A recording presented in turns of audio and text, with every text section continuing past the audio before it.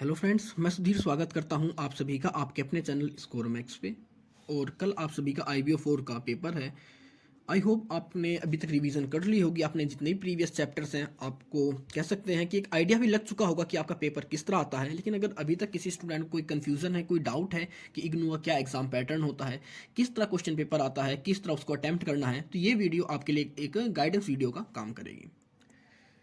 तो सबसे पहले हम बात करेंगे, जब भी आप एग्ज़ाम देने जा रहे हैं तो कई बार देखा गया है कि वहाँ पर कई ऐसे स्टूडेंट होते हैं जिनके पास कि उनके आई कार्ड नहीं होते एग्ज़ाम सेंटर पर। तो सबसे पहले आपको अपना आई कार्ड को रखना है। इसके बाद आपका जो एडमिट कार्ड होता है, आप अपने एडमिट कार्ड को चेक कर लीजिए कि आपका एडमिट कार्ड प्रॉपर है, आपके पास नहीं है, आपका जो एड्रेस है वो प्रॉपर आ रखा है, या आपकी जो फोटो एडमिट कार्ड के अंदर वो प्रॉपर प्रिंट है या नहीं है। क्योंकि कई बार होता है कि आपकी फ़ोटोज़ प्रिंट नहीं होती, या किसी प्रिंटिंग मिस्टेक्स की वजह से, या कह सकते हैं जहाँ से आप प्रिंट आउट निकलवाते हैं उनकी मिस्टेक से आपकी प्रॉपर फोटोज उस पर प्रिंट नहीं हो पाती, पेपर पे क्वालिटी क्लियर नहीं होती। तो वहाँ पर कई बार बच्चे को थोड़ी बहुत प्रॉब्लम्स का सामना करना पड़ता है। इसके बाद आता है आपका फेस मास्क। आपका जो फेस मास्क का हर जगह कंपलसरी है। विदाउट फेस मास्क के आप किसी भी एग्ज़ाम सेंटर पर एंटर नहीं कर सकते।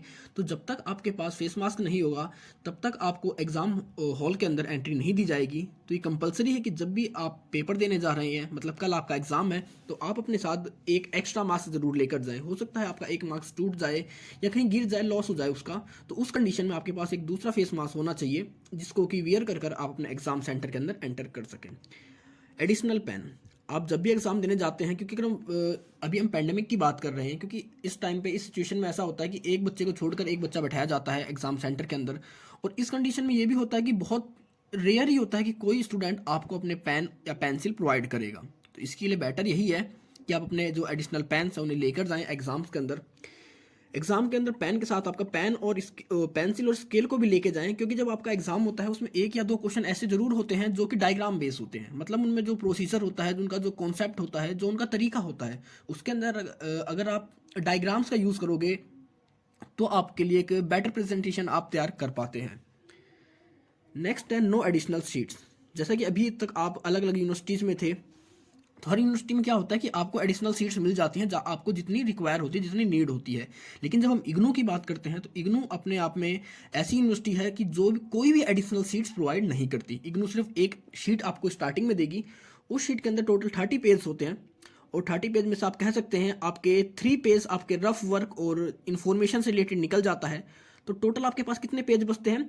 27 पेज। मतलब अब आपको अपना जो पूरा एग्जाम होता है उन 27 पेज के अंदर एडजस्ट करना होता है।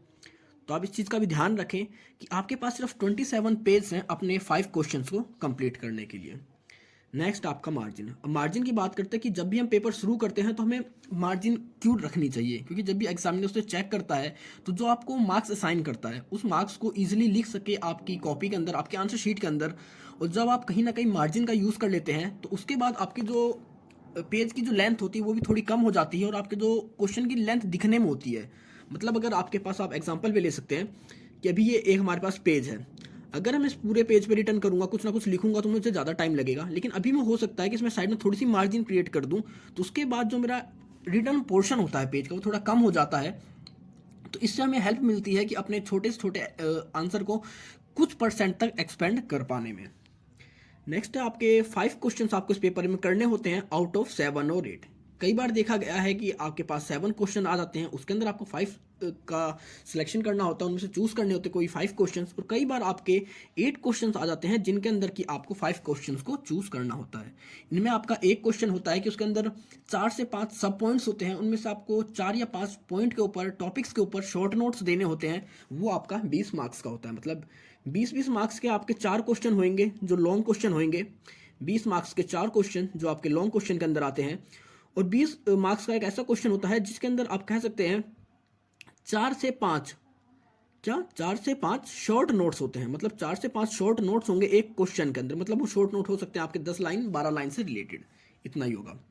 नेक्स्ट आपका डिवाइड पेज अकॉर्डिंग क्वेश्चंस। अब आपके पास, आपने देख लिया कि आपके पास टोटल 27 पेज हैं और आपके पास क्वेश्चन है 5। तो आप लगा सकते हैं अंदाजा कि आपको एक क्वेश्चन के लिए कितने पेज मिलेंगे। जैसे कि आपकी पेज की लेंथ होगी, आपकी क्वेश्चंस की रिक्वायरमेंट होगी, उसी के हिसाब से आप अपने पेज को पहले ही डिवाइड कर लीजिए। क्योंकि कई बार होता है कि हम पेपर को इस तरह अटैम्प्ट करते हैं कि हम ज़्यादा से ज़्यादा शीट्स भर देते हैं और आखिरी में हमारे पास कोई शीट्स ही अवेलेबल नहीं होती, हमारे पास स्पेस अवेलेबल नहीं होता अपने रिमेनिंग क्वेश्चंस को करने के लिए। तो सबसे पहले आप अपनी शीट्स को डिवाइड कर लो अपने क्वेश्चन के हिसाब से। नेक्स्ट है use blue and black pen. तो जब भी आप पेपर करते हैं तो अगर कोशिश आप कर सकते हैं, आपके लिए पॉसिबल है, तो आप 2 तरह के पेन का यूज़ करें, एक ब्लू और एक ब्लैक। क्योंकि अगर हम एक ही पेन का यूज़ करेंगे उसमें हेडिंग के लिए, सब पॉइंट के लिए और आपको नॉर्मल रिटर्न वर्क के लिए, तो पूरा क्वेश्चन पेपर, पूरा जो हमारी आंसर शीट होती है, कहीं ना कहीं वो एक ही तरह दिखाई देने लग जाती है। लेकिन उसी के अंदर अगर हम ब्लैक पेन का यूज़ करते हैं हेडिंग के लिए, या कह सकते हैं उस किसी चीज़ को हाईलाइट करने के लिए, किसी को अंडरलाइन करने के लिए, तो वो एक तरह से अलग ही अपने आप को शो करता है आपके पूरे आंसर शीट से। और कहीं ना कहीं ये हमारा जो ब्लैक पेन की हेडिंग होती हैं, सब पॉइंट्स होते हैं, ये एग्जामिनर के लिए ईजी होते हैं आपके क्वेश्चन को जज करने के लिए। Next, right heading and point. अब आप जो भी क्वेश्चन कर रहे हैं, ये नहीं है कि आप सीधे ब्लू पेन से डायरेक्ट उस क्वेश्चन को करना स्टार्ट करें या उस सॉल्यूशन को करना स्टार्ट करें। स्टार्टिंग आप उसकी हेडिंग से करिए, जिससे आप लगा सकते हैं एग्जांपल कि क्वेश्चन आ गया आपका लेटर ऑफ क्रेडिट, तो सबसे पहले आप लेटर ऑफ क्रेडिट LOC, या इसकी जो फुल फॉर्म होती है आप उसे लिखेंगे, उसे हाईलाइट करेंगे, या फिर आप कह सकते हो उसे बॉक्स के अंदर कर सकते हैं। उसके नेक्स्ट लाइन से फिर आप स्टार्ट करेंगे लेटर ऑफ क्रेडिट के बारे में लिखना। तो मतलब जो भी आपका क्वेश्चन है, मतलब उसको एक हेडलाइन प्रिपेयर करने के बाद ही उसका आंसर देना स्टार्ट करें। नेक्स्ट है फोकस ऑन डायग्राम। तो आपके यहाँ पर ऐसे काफ़ी सारे ऐसे क्वेश्चंस हैं जो कि डायग्राम बेस पर सोल्व होते हैं, क्योंकि एग्जामिनर के लिए इतना पॉसिबल नहीं होता कि आपकी पूरी कॉपी को या आपके एक क्वेश्चन के लिए 5 से 6 पेज को प्रॉपर वे में रीड कर पाए। लेकिन हमारे डायग्राम्स क्या होते हैं, वो एक तरह से एक इमेज शो कर देते हैं हमारे प्रॉपर आंसर की। जैसे हमारा एक क्वेश्चन आता है एक्सपोर्ट इंपोर्ट का प्रॉपर प्रोसीजर, तो कह देते हैं कि एक्सपोर्ट इंपोर्ट का जो प्रोसीजर है उसको बताइए। तो अगर आप पूरे प्रोसीजर को लिखोगे तो आपसे 4 से 5 पेज में लिखने में कह सकते हैं इसे ज़्यादा भी लग सकता है। लेकिन अगर अभी आप इसी चीज़ को एक डायग्राम वे में प्रेजेंट करना चाहो तो आप 1 पेज आपको मिनिमम लगेगा इसको डायग्राम वे में शो करने में लिए। मतलब एक तरह से हम इसके अंदर एक साइकिल सी बना देंगे कि किस तरह, जैसे पहले स्टेप के बाद कोई दूसरा स्टेप होता है, फिर इसके बाद कोई तीसरा स्टेप होता है। तो इस तरह की जो हम चेन बनाकर उस क्वेश्चन को एक तरह से एक इफेक्टिव वे में प्रेजेंट कर सकते हैं एग्जामिनर के सामने। नेक्स्ट है focus on quality not quantity. अब जैसा कि आपने देखा आपके पास पेज लिमिटेड है, लेकिन आपके पास क्वेश्चन 5 है। तो हम यहाँ पर अदर यूनिवर्सिटीज़ की तरह काम नहीं करते कि हम यहाँ पर सिर्फ क्वांटिटी के ऊपर फोकस करें, ज़्यादा से ज़्यादा पेज भरने के ऊपर फोकस करें। यहाँ फोकस हमारा होना चाहिए कि हम जो भी लिख रहे हैं, जो भी हम अपना आंसर उसको प्रोवाइड कर रहे हैं आंसर शीट के अंदर, उसकी क्वालिटी हो, अपने आप में को क्वालिटी कंटेंट हो। क्योंकि अगर क्वालिटी कंटेंट है तो मेरे ख्याल से 4 से 5 पेज सफिशिएंट होते हैं किसी भी क्वेश्चन को डिस्क्राइब करने के लिए। और लास्ट है read question properly and there choices. तो कई बार क्या होता है, बच्चे जो उन्हें चॉइस मिलती है उन क्वेश्चंस को नहीं रीड कर पाते कि उन्हें किस क्वेश्चन के अंदर चॉइस को सिलेक्शन करना है। होता है कई बार सिलेक्शन पेपर स्टार्ट जब करते हैं तो पूरे पेपर में लिखा आता है कि एनी 5। अब स्टार्टिंग पेपर हुआ, बच्चे ने सिर्फ पहली लाइन देखी पेपर की, एनी 5 लिखी थी वहाँ पर, लेकिन उसके बाद उसने ये नहीं देखा कि ये पार्ट ए की चॉइस थी या पार्ट बी की चॉइस थी। तो बच्चे क्या करते हैं, सिर्फ एक स्टार्टिंग में जल्दबाजी में पेपर को पूरा ना पढ़कर, ध्यान से ना पढ़कर सिर्फ ये देख लेते हैं कि एनी 5 दे रखा है, लेकिन ये ध्यान नहीं देते कि वो किस पार्ट का दे रखा है। हो सकता है वो किसी एक पार्ट के बारे में सिर्फ डिस्क्राइब कर रहा हो अपने आप को कि सिर्फ पार्ट ए में से आपको 5 क्वेश्चन करने हैं, या पार्ट बी के किसी पार्ट में से आपको शॉर्ट पॉइंट या सब नोट्स करने हैं 5। तो इन चीज़ों को आप ध्यान रखें अपने एग्जाम में जाने से पहले। तो एक बार सबको रिवाइज कर लेते हैं। सबसे पहले आपको अपना आई कार्ड लेके जाना है, एडमिट कार्ड, आपका फेस मास्क, ये तीनों चीज़ कंपलसरी है। इसके बाद आप एडिशनल पेन लेके जा सकते हैं, पेंसिल, स्केल्स, क्योंकि जब आप डायग्राम बनाएंगे तो अगर आप पेन के कंपैरिजन पेंसिल का यूज़ कर रहे हैं डायग्राम में, तो अगर वहाँ कोई मिस्टेक भी हो जाती है तो उसको आप दोबारा से रेक्टिफाई कर सकते हैं। इसके बाद आपको कोई भी एडिशनल सीट्स नहीं मिलेगी इग्नू के अंदर एग्जाम के अंदर, तो आपके पास 27 पेज होंगे अपने 5 क्वेश्चंस को कंप्लीट करने के लिए। तो आप पहले ही अपने क्वेश्चंस के हिसाब से अपने पेज को डिवाइड कर लीजिए। इसके बाद आपके पास जो टोटल क्वेश्चंस आते हैं, आपके पास 7 से 8 क्वेश्चन तक आते हैं, और उनके अंदर आपका जो सिलेक्शन क्राइटेरिया होता है, टोटल 5 क्वेश्चन आपको करने होते हैं। तो 5 क्वेश्चन किस तरह करेंगे, आप उस क्वेश्चन को सबसे पहले सेलेक्ट करें जो कि आपको लगता है कि उन टोटल 8 क्वेश्चन में से 7 क्वेश्चन में सबसे बेटर आता है। क्योंकि कहीं ना कहीं जो हमारा एग्जामिनर होता है वो आपके फर्स्ट क्वेश्चन से ही आपको जज कर लेता है कि ये स्टूडेंट का पेपर कैसा होगा, इसकी आंसर शीट कैसी होगी। पेपर में हरदम हेडिंग का यूज़ करें, सब पॉइंट्स का यूज़ करें, और ब्लैक और ब्लू दोनों तरह के पेन का यूज़ करें। ब्लैक पेन का यूज़ आप अंडरलाइन, सब लाइन, या कह सकते हैं किसी चीज़ को हेडिंग में कन्वर्ट करने के लिए यूज़ करें। और हरदम फोकस करें कि आप क्वालिटी कंटेंट वो आप प्रोवाइड करें, ना कि क्वांटिटी कंटेंट। डायग्राम जितना पॉसिबल हो सके उतने ज़्यादा आप डायग्राम्स बनाएं, क्योंकि डायग्राम से कह सकते हैं आपका जो पेज का एरिया होता है वो भी कवर होता है और कहीं ना कहीं एग्जामिनर को हेल्प प्रोवाइड करता है शॉर्ट वे में आपके आंसर को एनालाइज करने के लिए। हम बात करते हैं इंपॉर्टेंट क्वेश्चंस के बारे में जो IBO 4 से रिलेटेड मैक्सिमम देखे गए हैं, पूछे जाते हैं। तो सबसे पहला जो क्वेश्चन होता है आपका complete process of export processing. तो अब एक्सपोर्ट प्रोसेसिंग के अंदर आपके कह सकते हैं जितना भी प्रोसेस होता है, मतलब किस तरह हम लेटर ऑफ क्रेडिट को बात करते हैं, क्योंकि लेटर ऑफ क्रेडिट एक अलग तरह से फाइनेंस के टर्म में आ जाएगा इसके अंदर, लेकिन इसके अंदर जैसे हमारा कस्टम क्लियरेंस होती है, फॉरवर्डिंग एजेंट के काम होते हैं, या किस तरह परमिशन ली जाती है, शिप पे किस तरह प्रोडक्ट को लोड किया जाता है, तो वो सब चीज़ इसके अंदर आ जाएगी। तो अगर आप एक्सपोर्ट प्रोसेसिंग को कंप्लीट एक बार एनालाइज कर लोगे, इसके डायग्राम को समझ लोगे, तो ये आपके लिए कह सकते हैं कि वो बहुत ज़्यादा बेनिफिशियल होगा। कई तरह के क्वेश्चंस में आप इसको यूज़ कर सकते हैं। दूसरा क्वेश्चन देखा जाता है लेटर ऑफ क्रेडिट। मैक्सिमम ये आपका देखा जाता है कि इंटरनेशनल लेवल पे किस किस तरह के हम क्रेडिट इंस्ट्रूमेंट का या फाइनेंशियल इंस्ट्रूमेंट का यूज़ करते हैं। तो उनमें जो मेन इंस्ट्रूमेंट है आपका लेटर ऑफ क्रेडिट है, इसको आप डायग्राम के थ्रू ईजी वे में समझा सकते हैं, और इसके बारे में अपनी वीडियोस में मैंने बहुत अच्छे से एक्सप्लेन किया है। नेक्स्ट क्वेश्चन आता है की एलिमेंट ऑफ EDI, मतलब की एलिमेंट ऑफ EDI। अगर हम EDI की बात करें, इलेक्ट्रॉनिक डाटा इंटरचेंज, मैक्सिमम हर साल इसके बारे में एक क्वेश्चन देखा जाता है, 20 मार्क्स का क्वेश्चन आता है। मैक्सिमम से मैक्सिमम कम जो एजम्पशन होता है ना, तो सबसे ज़्यादा एजम्पशन हम लेके चलते हैं EDI के बारे में, क्योंकि आपके एक अलग ही चैप्टर है, अलग ही यूनिट है, अलग ही ब्लॉक है। तो हमारा जो एजम्पशन है कि EDI से रिलेटेड एक क्वेश्चन हर साल आता है, और मैक्सिमम इसकी जो वेटेज होती है 20 मार्क्स की होती है। कभी आपसे पूछ लेंगे EDI की एडवांटेज क्या है, क्या इसके डिसएडवांटेज हैं, या फिर पूछ लेंगे क्या क्या एलिमेंट्स हैं जो EDI को कंप्लीट करते हैं, या किस तरह हमारा EDI हमारे एक्सपोर्ट को कह सकते हैं ईजी बनाता है, इन सब चीज़ों के बारे में। नेक्स्ट आता है आपका इनकोटर्म। अब इनकोटर्म्स कह सकते हैं आपकी बहुत सारी इनकोटर्म्स हैं, मतलब ऐसी ही शॉर्ट फॉर्म होती हैं, एब्रीविएशंस होती हैं, जिनका यूज़ करते हैं हम इंटरनेशनल एक्सपोर्ट और इंपोर्ट के अंदर। तो जैसे आपका एक्स वर्क होता है, या कह सकते हैं आपका एक्स वर्क क्या होता है, एक्स वर्क मतलब होता है कि इसमें हमारी बायर सेलर इन दोनों की कहाँ तक की क्या रिस्पॉन्सिबिलिटी होगी, किस कंडीशन में होगी। तो इनको टर्म्स आपकी जितनी भी हैं, मतलब उन सभी के बारे में आप एक बार कम से कम एक बार रीड जरूर कर लेना इनको टर्म्स को, कि हमारी सेलर की रिस्पॉन्सिबिलिटी कहाँ तक होती है, बायर की रिस्पॉन्सिबिलिटीज़ कहाँ तक होती है, शिपर की रिस्पॉन्सिबिलिटी क्या होती है, और इनको टर्म्स की फुल फॉर्म क्या होती है। तो ये एक बार इनको टर्म्स को भी आप देख लेना। हो सकता है आपके लॉन्ग क्वेश्चन में इनको टर्म्स ना आए, लेकिन शॉर्ट नोट्स के अंदर आपकी 1 से 2 इनको टर्म्स आ सकती हैं। नेक्स्ट आपका stage of clearance of cargo. अब ये भी बात करें तो जैसे हमारा एक्सपोर्ट प्रोसेसिंग होता है, उसी का ये भी एक पार्ट कहलाता है कि हम किस तरह अपने कार्गो की जो क्लियरेंस होती है वो लेते हैं। तो इसके बारे में आपको देखना पड़ेगा, आप इसको एनालाइज कर लेना हमारे चैप्टर्स के अंदर, हमारी वीडियोस के अंदर। मैंने उम्मीद करता हूँ मैंने इन चीज़ों को काफ़ी अच्छे वे में डायग्राम्स के थ्रू या कह सकते हैं एग्जाम्पल्स के थ्रू आपको समझाने की कोशिश करी है। नेक्स्ट आपका pre and post shipment finance. तो जब भी हम कोई भी कह सकते हैं एक्सपोर्ट करते हैं, इंपोर्ट करते हैं, तो वहाँ पर हमें किसी फाइनेंस की नीड होती है। कई बार वो फाइनेंस होता है कि हमें शिपमेंट से पहले, मतलब उस प्रोडक्ट को तैयार करने के लिए, उस प्रोडक्ट की मैन्युफैक्चरिंग के लिए, पैकिंग के लिए। और कई बार होता है कि अब हमारा प्रोडक्ट तैयार हो चुका है, लेकिन अब उस प्रोडक्ट को शिपिंग तक ले जाने के लिए, ट्रांसपोर्ट के लिए, और उसको किस तरह हम अपने इंपोर्टर तक पहुँचाएँ, एक्सपोर्टर तक पहुँचाएँ, उसके लिए।